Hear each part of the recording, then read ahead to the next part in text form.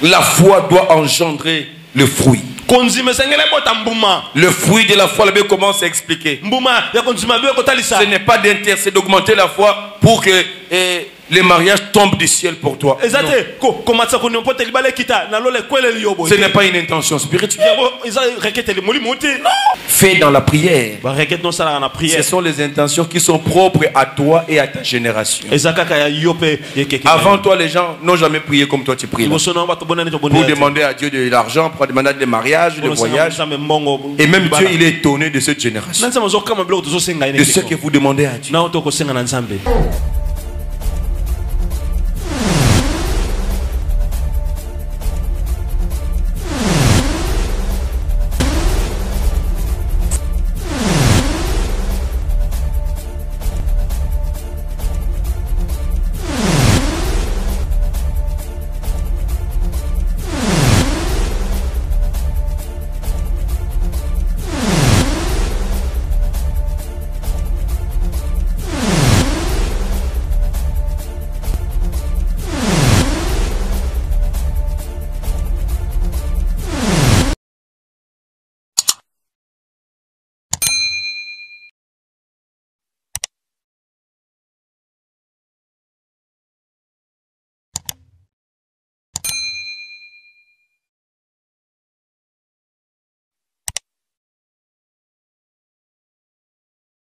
Gloire au Seigneur. Nous bénissons sa parole. Nous bénissons nos cœurs. Et nous laissons déposer sa parole dans nos cœurs. Au nom de Jésus, nous avons prié ainsi. Amen. Amen. Que Dieu vous bénisse. Et qu'il bénisse sa présence qui est au milieu de nous. Romains chapitre 12. Romains chapitre 12. Verset 1 à 2. Verset 1 à 2. Romains chapitre 12. Romains chapitre 12. Verset 1 à 2. Verset 1 à 2.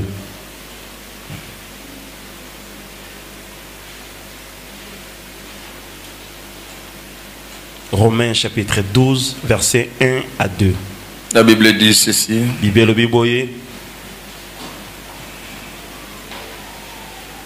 Je vous invite donc, frères, à cause de cette immense bonté de Dieu, à lui offrir votre corps comme un sacrifice vivant, saint et qui plaise à Dieu. Ça sera là de votre part un culte spirituel. Ne vous laissez pas modeler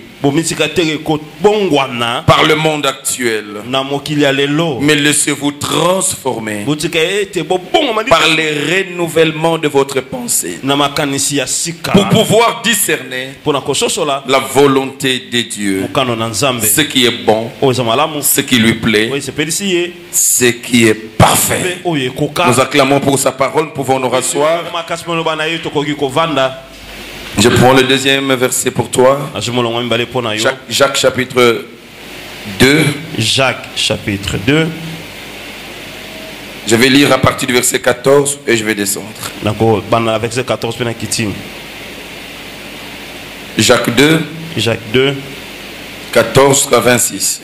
Verset 14 jusqu'à 26. Mes frères, à quoi servirait-il à un homme de dire qu'il a la foi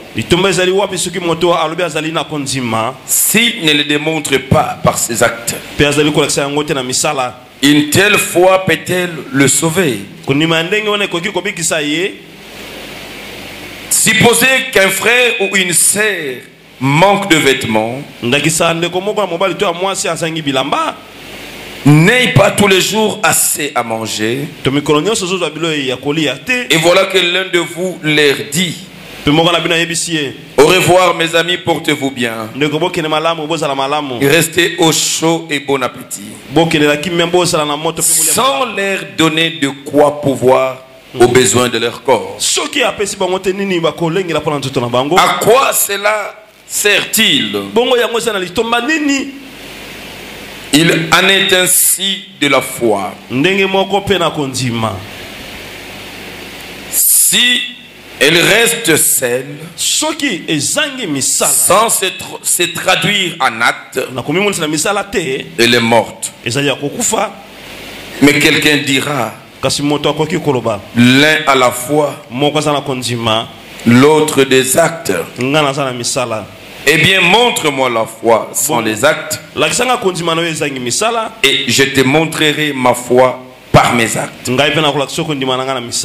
Tu crois qu'il y a un seul Dieu, c'est bien. Mais les démons aussi le croient, et ils tremblent.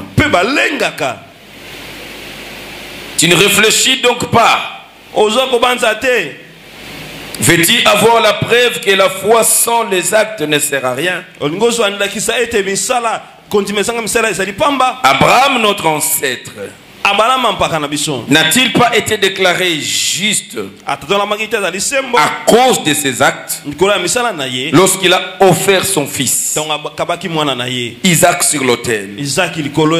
Tu le vois, sa foi et ses actes agissent ensemble. Et grâce à ses actes, sa foi a atteint son point d'épanouissement. Et un plein épanouissement. Ainsi s'accomplit ce que l'Écriture déclara à son sujet. Abraham a eu confiance en Dieu. Et Dieu, en portant sa foi à son crédit, l'a déclaré juste et l'a appelé son ami. Vous le voyez donc, on est déclaré juste devant Dieu à cause de ses actes et pas uniquement à cause de sa foi. Rahab la prostituée n'a-t-elle pas aussi été déclarée juste par Dieu à cause de ses actes lorsqu'elle a donné asile aux envoyés d'Israël? Il les a aidés à s'échapper par un autre chemin. Car comme le corps sans l'esprit est mort, la foi sans les actes est morte. Nous acclamons une fois de plus pour la parole. Gloire au Seigneur.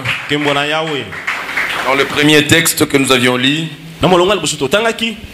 bien aimé, le dernier verset que nous avions lu, la Bible est en train de dire que nous puissions avoir le pouvoir de discerner. De discerner ce qui est bon. De discerner ce qui est bon. Ce qui plaît à Dieu. Et ce qui est parfait. C'est ça l'introduction d'un enseignement que nous allons approfondir pendant plusieurs séances dans nos cultes qui vont suivre. Le mercredi, le vendredi, le dimanche, nous serons sur cet enseignement. Le vendredi, on va dire un peu et puis nous allons entrer en prière comme c'est une journée de prière. C'est un enseignement que le Seigneur est en train de nous donner à ces moments et qui doit transformer nos vies. Bien aimé, pourquoi cet enseignement aujourd'hui? C'est parce que après analyse, nous sommes en train de nous rendre compte que nous sommes à l'église comme si à 90% nous ne sommes pas convertis. Et cela peut se vérifier par nos habitudes de chaque jour. Et bien aimé, vous verrez qu'il y a un problème sérieux dans le christianisme d'aujourd'hui. Dans le christianisme à comparer avec le christianisme d'hier.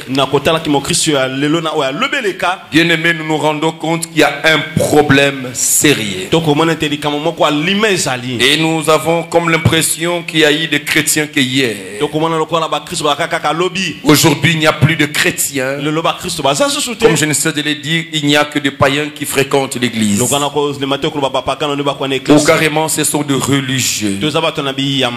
Les gens qui sont en train de chercher Dieu par plusieurs manières et par plusieurs moyens.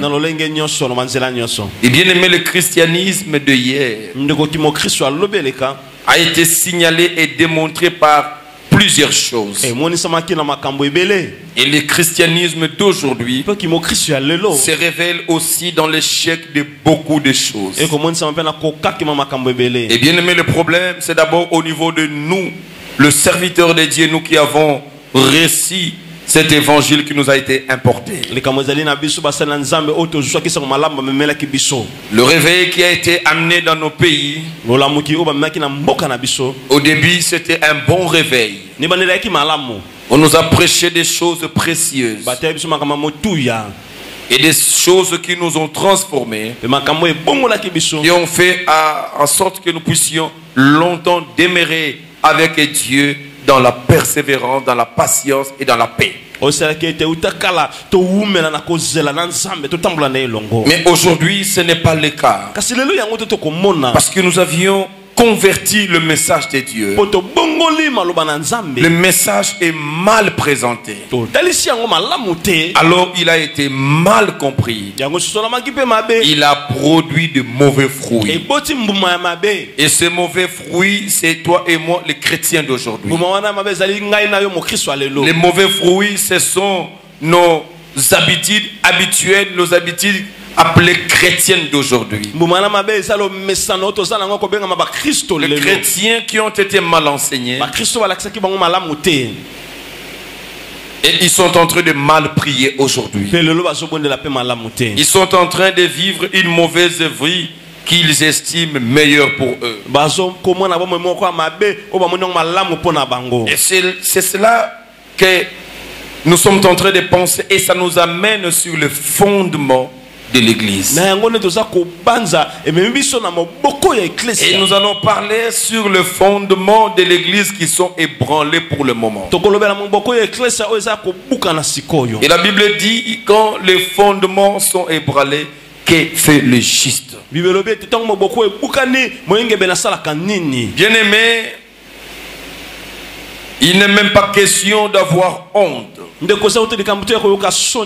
Pour que chaque fois que tu découvres que tu as commis une erreur, de faire marche en arrière. Chaque fois que tu vas découvrir que tu étais dans les hérésies, il faut prendre le courage de sortir.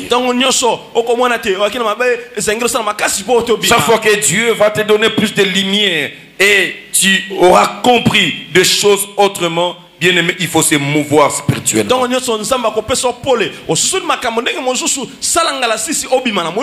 C'est ainsi qu'aujourd'hui, la problématique sur laquelle nous allons nous appesantir pour décortiquer cet enseignement, c'est la problématique qui amène le regard des chrétiens. Tous, nous sommes fixés sur quelque chose ou quelque part.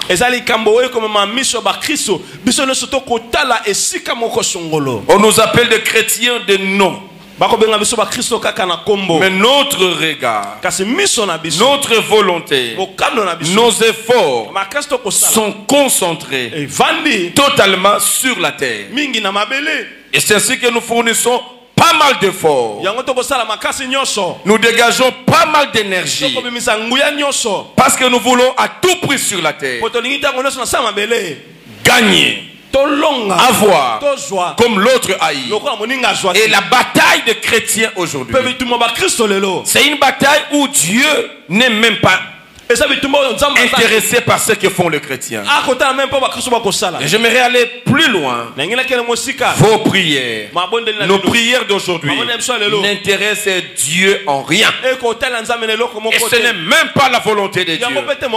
La volonté de Dieu, c'est ce qui est bon, c'est ce qui est parfait, c'est ce qui lui plaît. Et bien, mais nous sommes dans tout sauf dans ce qui plaît Dieu. Nous sommes dans tout, sauf dans ce qui est bon. Nous sommes dans tout, sauf dans ce qui est parfait. Les chrétiens sont dans tout. Et tout le monde est dans tout. Et ce tout-là est dans le monde. C'est même ça le grand problème. Pourquoi? Parce qu'on nous a présenté mal l'enseignement. Bien-aimé, c'est un enseignement que je vais t'inviter et te supplier à ne pas rater. Ne rate pas les mercredis, ne rate pas les vendredis. Toutes les semaines que Dieu va nous donner pour parler de ça, je t'en prie, ne rate pas. Mercredi, vendredi, parce que si tu rates, tu trouveras l'église va atteindre un autre niveau et tu vas te retrouver seul à un autre niveau.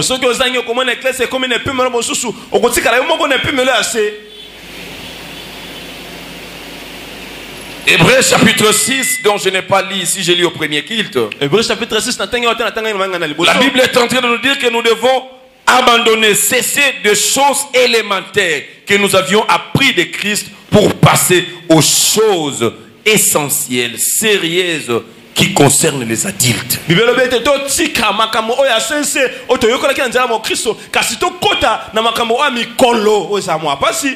La preuve de tout ce que j'ai dit, tu peux le vérifier dans ta motivation de chaque jour. Quand tu viens à l'église, tu espères en quoi? Quand tu viens à l'église, tu t'attends à quoi? Quand tu viens prier le vendredi ou tu pries le lundi, si tu pries à la maison toi-même, qu'est-ce que tu poursuis? Quelles sont tes intentions? Toutes nos intentions de prière, ce sont les intentions qui sont regroupées sur les besoins de la terre, du monde. Les uns viennent dans leur prière, ils demandent à Dieu de leur donner le mariage. Les autres prient, demandent à Dieu qu'ils puissent voyager, qu'ils puissent avoir du travail, qu'ils puissent avoir de la promotion. Nous prions à Dieu pour avoir de l'argent. Nous prions à Dieu pour diverses choses. Mais toutes ces choses que nous demandons à Dieu ne sont pas précieuses. Ça n'intéresse même pas Dieu. Et j'aimerais mieux le dire, ce n'est même pas la volonté de Dieu. Et c'est ce qu'il dit, vous priez beaucoup. Vous priez et vous n'êtes pas exaucé parce que vous priez mal. Dans le but de satisfaire vos passions. Dieu n'est pas dans nos passions. Mais Dieu a un objectif qu'il poursuit avec nous. Et bien aimé, l'objectif que Dieu poursuit avec nous, c'est que nous puissions atteindre le plein épanouissement. Le plein épanouissement, ce n'est pas sur la terre. La Bible l'appelle la perfection. La perfection, ce n'est pas sur la terre. Mais la perfection dont parle la Bible, c'est dans le royaume de Dieu. C'est ce que Dieu attend de nous. Mais regardez comment le diable a infiltré le christianisme. Le diable a transformé le message et nous le présentons très mal, et nos brebis sont très mal enseignées, et cela a pour conséquence il prie très mal. Et qu'est-ce qu'on constate aujourd'hui? Le chrétien d'aujourd'hui, il ne croise pas. Après plusieurs mois, après plusieurs années, ils sont les mêmes, incapables de lire un verset et de le comprendre. Après autant d'années qu'ils ont y appris, c'est un signe qu'ils ont été mal enseignés. Ils ont mal compris les choses de Dieu. Bien aimés dans le Seigneur, vous allez lire la Bible de la Genèse à l'Apocalypse. Vous ne trouverez nulle part où quelqu'un il a prié pour avoir le mariage, ou quelqu'un a prié pour avoir, je ne sais pas moi, le travail, ou quelqu'un a prié pour avoir de l'argent. Non, mais ce sont là nos intentions de nous, de cette génération. Ce sont des prières qui ne sont pas spirituelles. Ce sont des prières qui ne sont pas dans la volonté de Dieu. Ce sont des prières qui n'intéressent pas Dieu. Et c'est de la pire distraction. La Bible dit, cherchez premièrement le royaume des cieux et sa justice. Tout le reste vous sera donné par sur quoi? Quel est cet oiseau qui prie chaque matin pour que Dieu le nourrisse? Quel est cet animal qui prie chaque jour pour que Dieu pourvoie ses besoins? Quelle est cette espèce d'animal qui entre en 3 jours de jeûne pour trouver sa femelle? Mais ce sont les personnes les plus importantes, plus que les animaux, qui vivent dans ce niveau infernal de compréhension des choses. Bien aimé, vos prières dérangent Dieu inutilement. Et Dieu n'est pas dans ça. Mais c'est ce qui a fait toutes ces années de notre vie chrétienne. Et avec comme résultat ce que nous sommes aujourd'hui. Nous sommes tout sauf des adultes spirituels. Nous sommes tout sauf des personnes bien faites. Pourquoi? Parce qu'on a été mal enseigné. Et cet enseignement a été répercuté dans notre vie quotidienne et nous prions mal. Et notre motivation de la foi est maintenant subordonnée à tous ces besoins-là. Parce que ces jours-ci ça ne va pas, je viens, je m'accroche à Dieu. Et quand ça marche bien, je peux être distrait. Je l'ai dit, dans toute la Bible, il n'y a personne, en commençant par la création, Dieu a donné la richesse à personne. Jésus sur la terre, il a donné la richesse à personne. Quel est ce verset où Jésus a prié pour quelqu'un qui cherchait le mariage, pour trouver le mariage? Quel est ce verset où Jésus a prié pour quelqu'un qui cherchait le travail, pour qu'il trouve le travail? Quelle est cette imposition de main de Jésus qui donne aujourd'hui, qui a donné de l'argent à quelqu'un? Même Jésus lui-même, en face d'une barrière, il n'avait pas d'argent. Il n'a pas créé un miracle pour que l'argent tombe. Je l'ai dit ici, Dieu dès la création jusque dans notre génération, ce que Dieu dépose en nous, c'est sa bénédiction. L'homme, il est béni par Dieu, mais Dieu ne donne pas la richesse à l'homme, mais Dieu bénit l'homme. Bien aimé, la bénédiction qui est sur toi, pour qu'elle devienne richesse matérielle, il faut des paramètres exogènes pour la transformer. L'homme qui est porteur de bénédiction, il peut garder cette bénédiction comme une substance en lui, et il peut prendre la décision de convertir cette bénédiction. Et bien aimé, les paramètres qui interviennent, nous aurons le temps de le dire à long et à large. Le paramètre qui peut intervenir dans la bénédiction qui est sur nous pour produire la richesse, ça s'appelle le travail, l'activité. C'est le travail, l'activité qui peut produire, parce que tu y es déjà béni. C'est ce que quand Dieu parle de la bénédiction, il dit: je bénirai l'œuvre de tes mains. Je bénirai ce que tes mains auront à faire. Je ne suis pas encore là. C'est ça le principe. En soi, la bénédiction est en nous. Et cette bénédiction, elle est en nous. Elle peut se manifester à tout moment. La bénédiction qui est sur nous, je peux la comparer, bien aimé, à l'électricité. La bénédiction n'est pas la richesse. La bénédiction ne sont pas des maisons. La bénédiction ne sont pas des voitures. La bénédiction ne sont pas des billets de banque. C'est comme du courant électrique. C'est ça la bénédiction. Le courant est là. Généralement invisible. Mais il est là. La bénédiction est là. Mais ce courant peut te donner tout ce dont tu as besoin. Selon que tu pourras l'utiliser.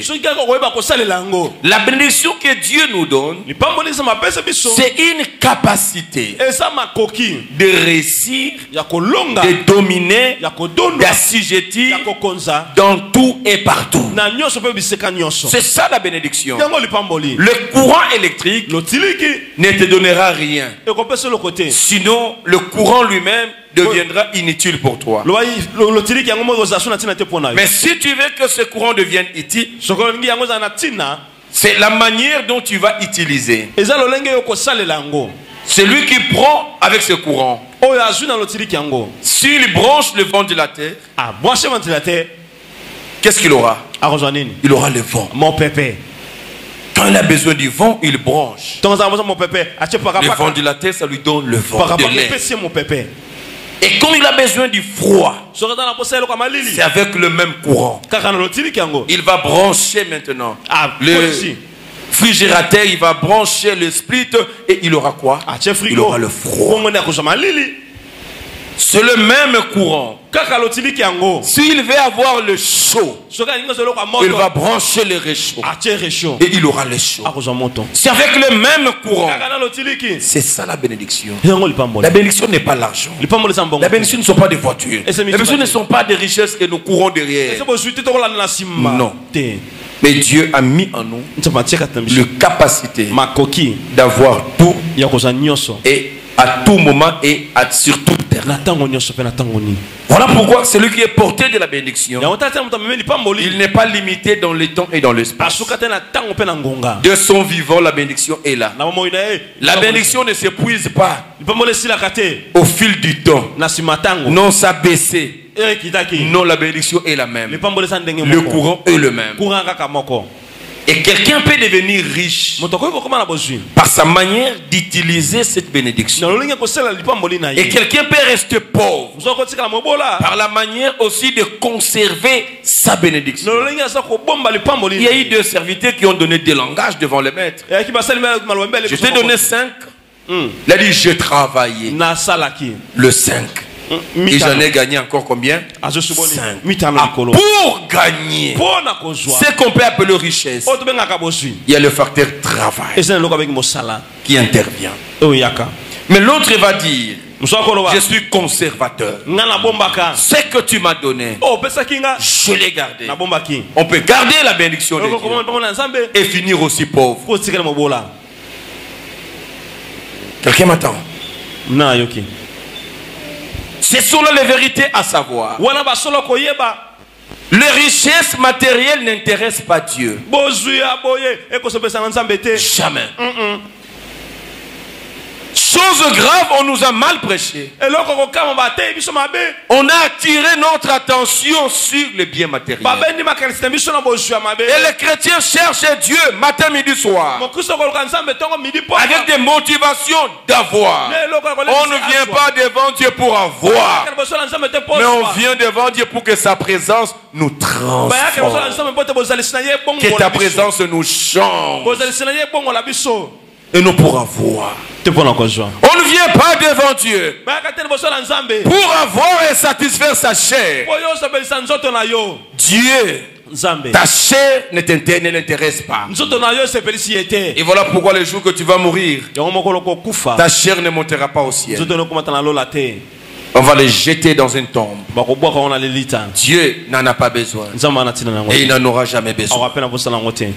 Mais ce que Dieu a besoin, c'est ton esprit. Mais tu as été mal enseigné à s'occuper de la chair et non à ton esprit. Tu t'occupes de ta chair. Chaque jour tu marches. Il y a des litres intestines. Chaque jour entre les hommes cherchent quoi manger, quoi boire, avoir ce que l'autre a eu. Il s'est marié, il est mon ami. Moi aussi je dois me marier de n'importe quelle manière. Parce que je me marie comme ça. Un jour je donnais un conseil à quelqu'un. Ah, parce que laisse Nabala kaka. Ceux qui ont divorcé après, mais Nabala, ils ont quand même qui n'a pas la qui. Non, mon ami et mon Marie, moi aussi je dois. Oh non, non, laisse-moi d'abord partir. La convoitise. Et elle veut satisfaire son ego. Parce que depuis lors, celle qui est mariée sur Facebook, il ne fait que comme ça. Dis non, dis-moi aussi de me marier. Même si un monstre doit venir, qu'il vienne d'abord. Et puis après, on va se séparer. Et notre vie est motivée sur des choses passagères, infernales. Ça n'intéresse pas Dieu. Dès lors que tu as reçu Christ dans ta vie, comme Seigneur et Sauveur, bien-aimé, c'est le jour où ta foi a commencé.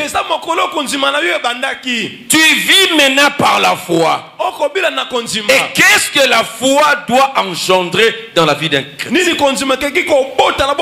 C'est ce que nous avions lu dans Romains, nous avions lu aussi dans Jacques. La foi sans les œuvres ou les actes, c'est une foi morte. Et les actes que Dieu attend de la foi, ce n'est pas le mariage, le bijou, ce n'est pas le voyage, ce n'est pas tout ce que nous cherchons. Ce ne sont pas ça les actes de la foi. Les actes de la foi, c'est celui qui est sauvé. Il doit changer sa façon de croire et de voir les choses. Dès le jour où tu reçois Christ dans ta vie, on te dit, monsieur, tu n'es plus de ce monde. Ce monde ne t'appartient pas. Bien-aimés, nous sommes dans ce monde, dit la Bible. Mais nous ne sommes pas de ces mondes.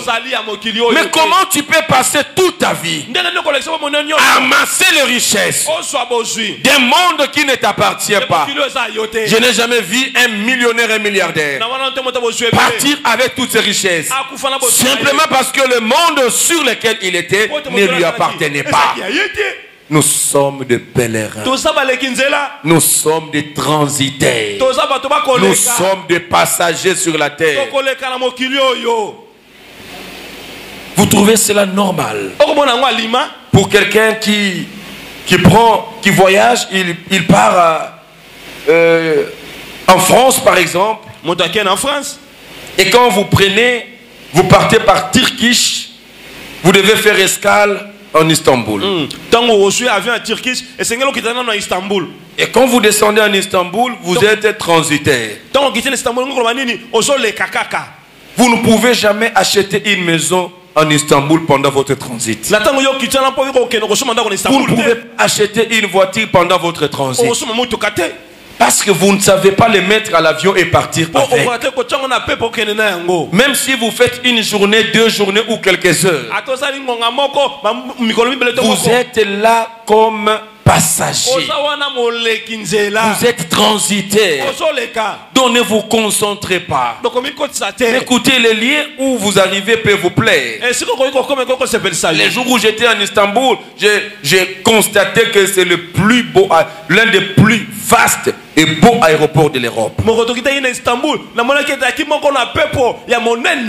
beau de voir, tu peux voir une dizaine d'avions atterris et une dizaine décoller au même moment. C'était beau à voir. Et tu te rendras compte que nous avons encore un aéroport municipal. Ce n'est pas encore international. C'est beau à voir. Malgré tout ce qu'on a vu là, malgré tout ce qu'on présente, on vend, on achète là. Mais nous savions que nous étions de transitaires. Même si ce lieu est beau, même si ça attire, je n'ai pas à dépenser mon énergie, mon argent, parce que je sais, j'attends le vol. Bien-aimé, tout le monde est en train d'entendre son vol. Et ce vol viendra par le retour de Jésus. Ce vol viendra par la mort, qui va t'amener à ton lieu de destination finale. La destination finale, c'est le royaume du Père. La destination finale, c'est le ciel. Tu ne peux pas passer ton temps sur la terre. Matin, midi, soir, tu te casses en 1000 morceaux. Tu te fous, tu te fais un faux monsieur, une mauvaise dame. Parce que tu veux gagner la vie. Parce que tu veux avoir comme les autres. Tu veux vivre comme les autres. Non, ce monde ne nous appartient pas. Nous sommes des passagers. Le diable est appelé le prince de ce monde. Voilà pourquoi il avait le kilo de dire à Jésus, si tu t'agenouilles devant moi, je vais te donner tout ce monde. Je vais te donner même la moitié. Parce que le diable, il s'appelle prince de la terre. Ce monde ne nous appartient pas. Avec les épidémies, les pandémies, le crise, bien aimé, ce n'est pas notre monde. Nous avons un monde plus meilleur, un monde plus beau. C'est le royaume du Père. Et bien aimé, ici, comme des passagers, nous ne devons pas travailler à gagner tout dans ces lieux de transit. Mais travaille ta vie. Traite-t-il dans ton corps à la discipline, à la sainteté, bien-aimé, pour ne pas perdre le vol qui va t'amener à ta destination finale. Notre destination finale, c'est le ciel. Bien-aimé, quand ils vont prier, nous devons prier pour les besoins du ciel. Oh, j'ai béni Dieu, ce qui était le vendredi. Nous avions prié, pas pour la chair, pas pour les habits, pas pour à manger, pas pour l'argent, mais pour les besoins du ciel. Nos prières doivent changer, nos intercessions doivent changer, bien aimé, parce que Dieu nous attend aux choses plus meilleures. Que nous ayons la richesse, tant mieux. Que nous n'ayons pas, tant mieux. Que nous puissions réussir, gloire à Dieu. Que nous soyons dans l'abaissement, gloire à Dieu. L'essentiel, dans l'abaissement, dans l'élévation, je dois travailler pour le ciel. Mais attention, je vais finir par là. Bien aimé, il est dangereux. Les richesses restent et demeurent dangereuses pour le chrétien. C'est bon, mais c'est dangereux. C'est très dangereux. Il faut voir les choses avec pincette. Les bonnes richesses, ce sont des richesses que tu amasses. Et tu as le sentiment de les mettre à la disposition de Dieu par des hommes, des femmes qui sont autour de toi. Les mettre à disposition des veuves, des orphelins, des mendiants, des pauvres, de travailler pour le social de ceux qui t'entourent. Le richesse ne doit pas être un motif pour nous de nous enorgueillir. Si tu es de ceux-là que Dieu donnera la richesse sur la terre, tu devras le savoir que Dieu ne le donnera pas pour toi-même. Dieu te le donnera pour que les gens soient assistés, bénis autour de toi. Il ne faut pas que la richesse te garde de la présence de Dieu. Et ne travaille pas pour en amasser autant. Dieu te donnera ce qui te suffit. Dieu te donnera ce qui te suffit. Oh bien aimé, ne sois pas loin de Dieu par le souci de gagner tout sur la terre. Tout ce que tu peux gagner n'a pas de place dans le royaume de Dieu. Et apprenons tout ce que Dieu met à notre disposition, à les mettre pour l'avancement de son royaume, à les mettre pour l'évangélisation, à les mettre pour envoyer les missionnaires en mission, à les mettre pour que les hommes soient gagnés. C'est ça l'esprit renouvelée dans la richesse. Quand j'ai la richesse, elle m'intéresse paix. Quand j'ai une voiture, c'est un moyen de déplacement. Ce n'est pas du luxe.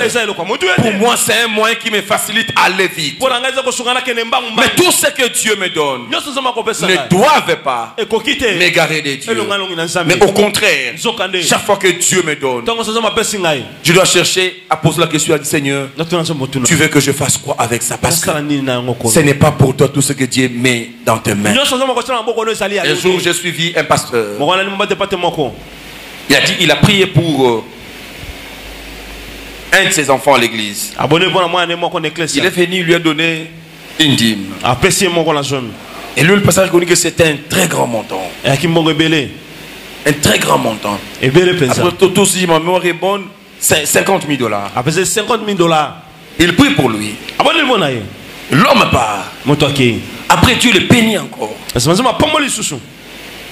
Il a été béni par $1 million. $1 million. Il rentre avec ça chez ton pasteur. Il dit, Dieu m'a béni encore avec ça. Est-ce que tu peux m'aider à prier? J'ai besoin de savoir qu'est-ce que Dieu veut que je fasse avec cet argent. Ça va servir à quoi pour son œuvre, pour le royaume? Oh, il y a encore des hommes comme ça.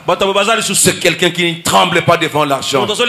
Il sait que je peux en avoir autant. Je ne saurais pas les amener même dans ma caisse qui m'accompagne à la mort. Avec mon argent, je sais me choisir des habits. Mais quand tu vas mourir, malgré ton argent, ce sont d'autres personnes qui vont choisir toi les cercueils. À quoi sert toutes les richesses? Pourquoi détruire ta vie pour les richesses? Bien-aimé, dans la Bible, il y a eu des gens qui sont morts, qui ont fini avec Dieu dans la gloire, mais dans la pauvreté. Nous ne devons pas, on ne doit pas vous amener des enseignements du genre prospérité, richesse, c'est de l'égarement. Et la manière dont les choses sont présentées. Nous avons des prières, nous avons des pasteurs africains. Et beaucoup de Nigériens. Des pasteurs américains. Et des pasteurs de par le monde. Qui aujourd'hui sont des multimilliardaires. Mais ils ne nous disent pas qu'est-ce qui est le soubassement de toutes ces richesses. Et pour la plupart, ce sont des pasteurs occultistes.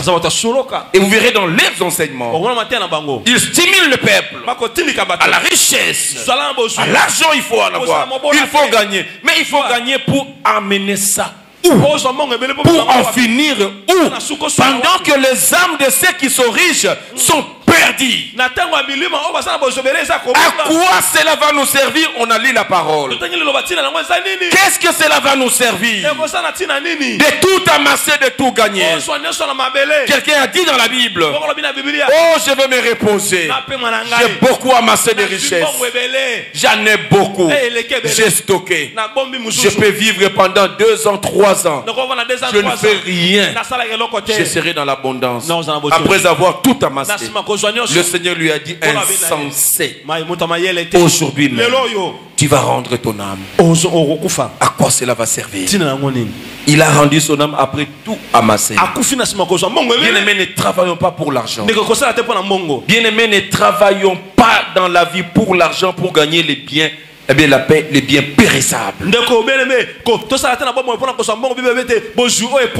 avons des frères aujourd'hui chrétiens, mais ce sont des escrocs, des menteurs, des rouleurs. Partout où ils sont, ils font leur cop, leur travail, leur job.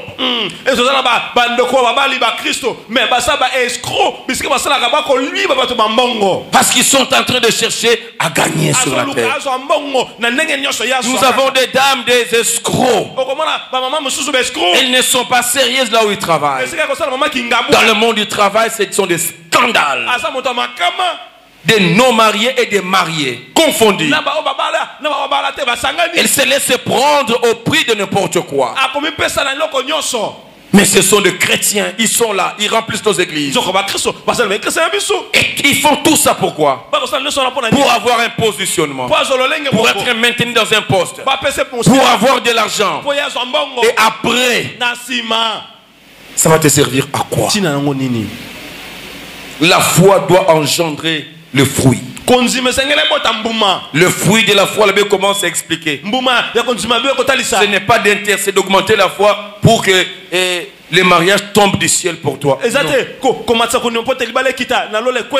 Ce n'est pas une intention spirituelle. Non. La Bible dit les actes de ta foi, c'est quand tu trouves des frères et sœurs qui n'ont pas encore mangé, ils n'ont pas de vêtements. Il ne faut pas leur dire au revoir pendant que tu peux faire quelque chose pour eux. Quand tu peux leur donner à manger pour voir à leurs besoins, quand tu peux leur offrir les habits pour se couvrir des nudités, donne les habits. C'est ce que la Bible appelle les actes ou les œuvres de la foi. Mais vous nous avez mal présenté les œuvres de la foi. Non, augmente ta foi. Non, arrache ta bénédiction. Arrache. Bien aimé, nous n'avons rien à arracher. Nous n'avons rien à arracher. Ne travaillons pas pour satisfaire la chair. Ce sont ces enseignements que nous allons voir pendant plusieurs semaines. Je vous appelle, venez. La Bible dit il faut qu'il se passe un renouvellement de l'intelligence. Et après ces enseignements, nous allons changer les habitudes à l'église. Et vous verrez que, bien aimé, à l'église primitive, il n'y avait pas de prière de combat comme dans notre génération. Les intentions que tu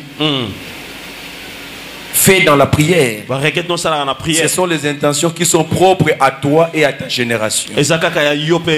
Avant toi, les gens n'ont jamais prié comme toi tu pries là. Pour demander à Dieu de l'argent, pour demander des mariages, des voyages. Et même Dieu, il est étonné de cette génération, de ce que vous demandez à Dieu.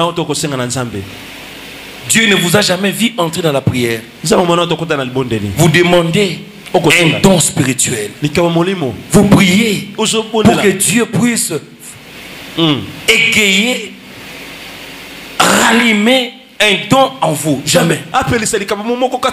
Dieu cherche des hommes et des femmes qui le cherchent chaque jour pour chercher, pour dire à Dieu, Seigneur, délivre-nous de nos faiblesses. J'ai telle faiblesse, j'ai tel péché que je dois vaincre avant qu'il ne soit trop tard, avant ma mort, avant que tu ne viennes. Et chaque jour il est motivé à prier. Il y a plus des hommes et des femmes qui prient pour que Dieu augmente en eux l'amour, qu'ils soient en mesure d'aimer leurs ennemis, qu'ils soient en mesure de sourire pendant qu'on est en train de l'insulter. Il n'y a plus de chrétiens aujourd'hui. Ce sont des confrontations, ce sont des guerres. Vous êtes dans la même église, mais vous vous critiquez, vous vous trahissez, vous vous accusez. Il n'y a pas d'amour. Et vous voulez prier que Dieu vous donne quoi? Priez que Dieu vous donne le véritable amour. Il y a des gens qui ont du mal à pardonner. C'est ce que nous devons chercher dans la prière. Seigneur, brise mon cœur. Il y a encore de l'orgueil. Je ne sais pas pardonner. Et quand je pardonne, je n'oublie pas. Brise mon cœur, brise cet orgueil. Ce sont des intentions de prière qui glorifient Dieu. Nous devons chercher ce qui est bon, ce qui est parfait et ce qui plaît à Dieu. Que Dieu bénisse quelqu'un, qu'il bénisse sa parole. Amen. Et tu vas prier là où tu es. Tu vas simplement dire à Dieu merci pour cet enseignement que tu as envoyé pendant que je suis encore vivant et je peux encore changer ma vie. Seigneur, merci de cet enseignement et donne-moi la force de ne pas rater même pas une séance de ces enseignements. Que je sois là mercredi, vendredi, dimanche, mercredi, vendredi, dimanche. Tu élèves ta voix. Tu vas prier le Seigneur. Prions Dieu. Alléluia.